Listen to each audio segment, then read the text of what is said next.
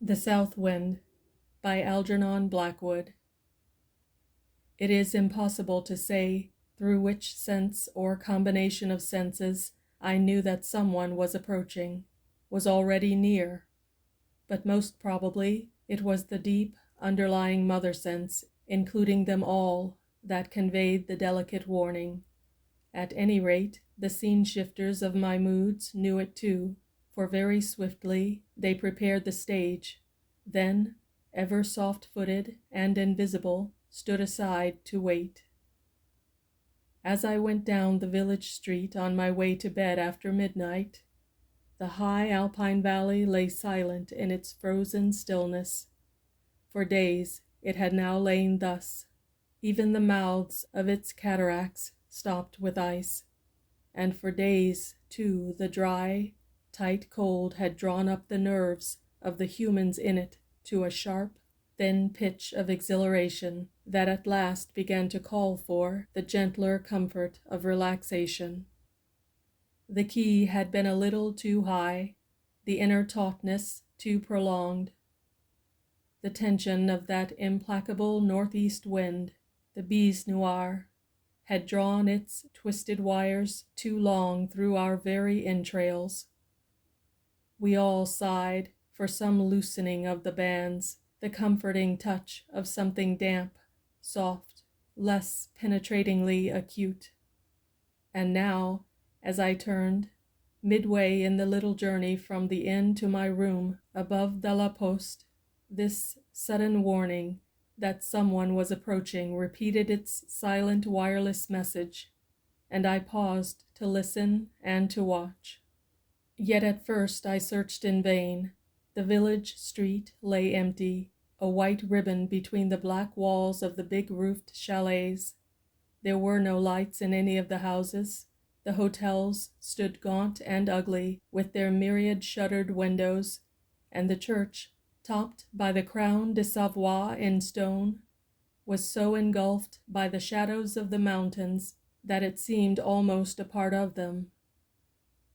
Beyond, reared the immense buttresses of the Dent du Midi, terrible and stalwart against the sky, their feet resting among the crowding pines, their streaked precipices tilting up at violent angles towards the stars.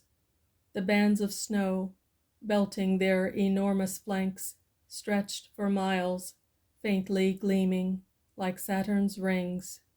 To the right I could just make out the pinnacles of the Dent Blanche, cruelly pointed, and, still farther, the Dent de Bonavo, as of old iron and crystal, running up its gaunt and dreadful pyramid into relentless depths of night. Everywhere in the hard, black sparkling air was the rigid spell of winter. It seemed as if this valley could never melt again, never know currents of warm wind, never taste the sun, nor yield its million flowers. And now, dipping down behind me, out of the reaches of the darkness, the newcomer moved close, heralded by this subtle yet compelling admonition that had arrested me in my very tracks. For, just as I turned in at the door, kicking the crunched snow from my boots against the granite step, I knew that, from the heart of all this tightly frozen winter's night, the someone whose messages had traveled so delicately in advance was now, quite suddenly, at my very heels. And while my eyes lifted to sift their way between the darkness and the snow, I became aware that it was already coming down the village street. It ran on feathered feet, pressing close against the enclosing walls, yet at the same time spreading from side to side, brushing the window panes, rustling against the doors, and even including the shingled roofs in its enveloping advent. It came, too, against the wind. It flew up close and past me, very faintly singing, running down between the chalets and the church, very swift, very soft, neither man nor animal, neither woman, girl, nor child. Turning the corner of the snowy road beyond the cure's house with a rushing, cantering motion that made me think of a body of water, something of fluid and generous shape, too mighty to be confined in common forms. And as it passed, it touched me through all skin and flesh, upon the naked nerves, loosening, relieving, setting free the congealed sources of life which the bees had so long mercilessly bound, so that magic currents, flowing and released, washed down all the secret byways of the spirit, and flooded again with the full tide into 1,000 dried-up cisterns of the heart. The thrill I experienced is quite incommunicable in words. I ran upstairs and opened all my windows wide, knowing that soon the messenger would return with 1,000,000 others, only to find that already it had been there before me.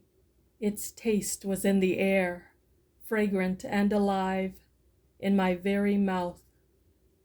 And all the currents of the inner life ran sweet again and full. Nothing in the whole village was quite the same as it had been before. The deeply slumbering peasants, even behind their shuttered windows and barred doors, the cure, the servants at the inn, the consumptive man opposite, the children in the house behind the church, the horde of tourists in the caravanserai, all knew, more or less, according to the delicacy of their receiving apparatus, that something charged with fresh and living force had swept on viewless feet down the village street, passed noiselessly between the cracks of doors and windows, touched the nerves and eyelids, and set them free. In response to the great order of release that the messenger had left everywhere behind her, even the dreams of the sleepers had shifted into softer and more flowing keys. And the valley also knew, for as I watched from my window, something loosened about the trees and the stones and the boulders, about the massed snows on the great slopes, about the roots of the hanging icicles that fringed and sheeted the dark cliffs, and down in the deepest beds of the killed and silent streams. Far overhead, across those desolate, bleak shoulders of the mountains, ran some sudden softness like the rush of awakening life, and was gone. A touch, lithe yet dewy, as of silk and water mixed, dropped softly over all, and silently, without resistance, the Bise Noire, utterly routed, went back to the icy caverns of the north and east, where it sleeps, hated of men, and dreams its keen, black dreams of death and desolation. And some 5 hours later, when I awoke and looked towards the sunrise, I saw those strips of pearly gray, just tinged with red, the messenger had been to summon, charged with the warm moisture that brings relief. On the wings of a rising south wind, they came down hurriedly to cap the mountains and to unbind the captive forces of life, then moved with flying streamers up our own valley, sponging from the thirsty woods their richest perfume.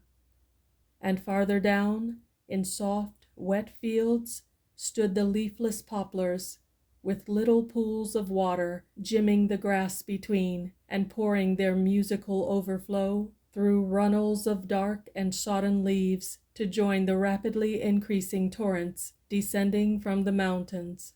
For across the entire valley ran magically that sweet and welcome message of relief which Job knew when he put the whole delicious tenderness and passion of it into less than a dozen words. He comforteth the earth with the south wind. End of The South Wind by Algernon Blackwood.